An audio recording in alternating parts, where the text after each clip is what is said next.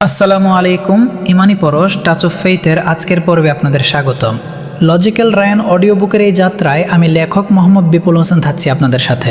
কোরআন কি কেবলই চমৎকার কোনো সাহিত্য, নাকি এর প্রতিটি শব্দের পেছনে লুকিয়ে আছে এক ঐশ্বরিক চ্যালেঞ্জ?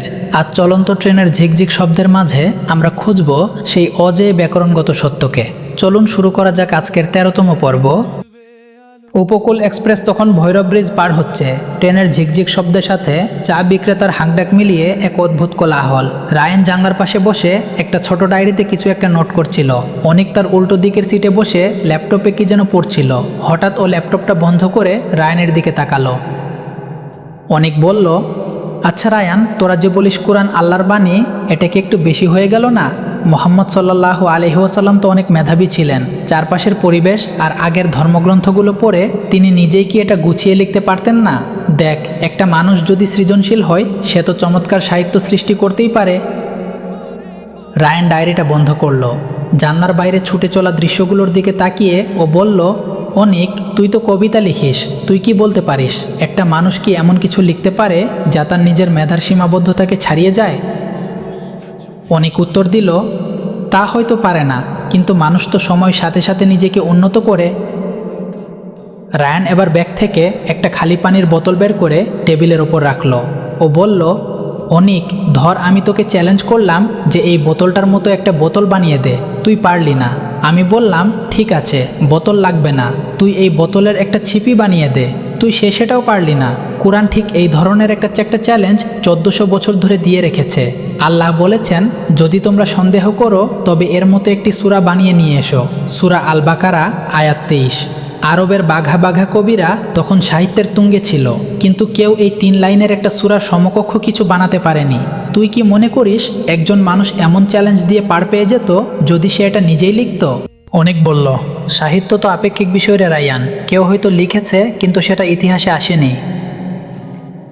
রায়ান এবার পাল্টা চাল দিল, অনিক, তুই কি এমন কোনো লেখককে চিনিস যে বইয়ের শুরুতে লেখে, এই বইতে কোনো ভুল নেই?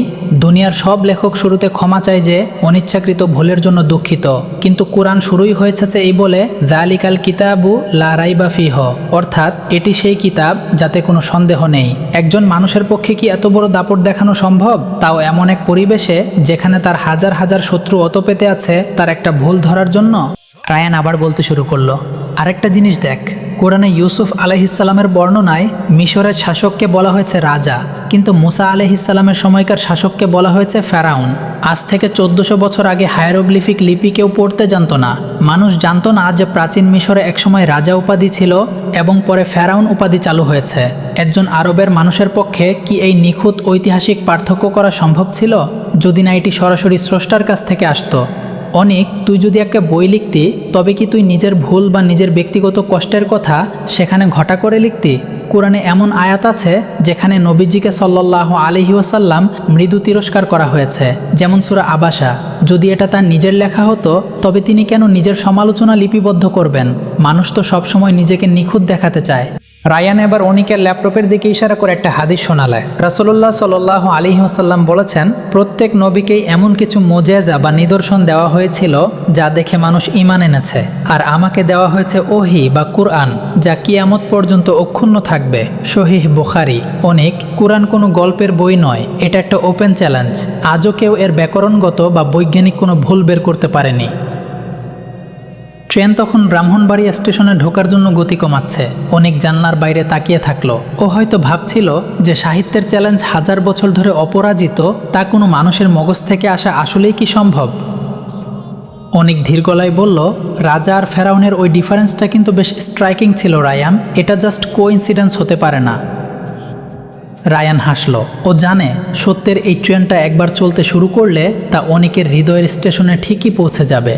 সত্য যখন তার অকাট্য যুক্তি নিয়ে সামনে আসে, তখন সংশয়ের দেয়ালগুলো এমনিতেই ভেঙে পড়ে। 13তম পাঠের এই ঐতিহাসিক ও ব্যাকরণগত তথ্যগুলো আপনাদের কেমন লেগেছে কমেন্টে আপনার মতামত জানাতে ভুলবেন না। ভিডিওটি ভালো লাগলে লাইক দিন এবং আমাদের ইউটিউব চ্যানেল ইমানি পরশ টাচ অফ ফেথ সাবস্ক্রাইব করুন। ফেসবুক বা টিকটক থেকে আমাদের সাথে যুক্ত থাকতে ফলো করে পাশে থাকুন। আমি লেখক মোহাম্মদ বিপুল হোসেন আপনাদের সাথেই আছি। দেখা হবে পরবর্তী পর্বে। আসসালামু আলাইকুম ও আল্লাহ হাফেজ।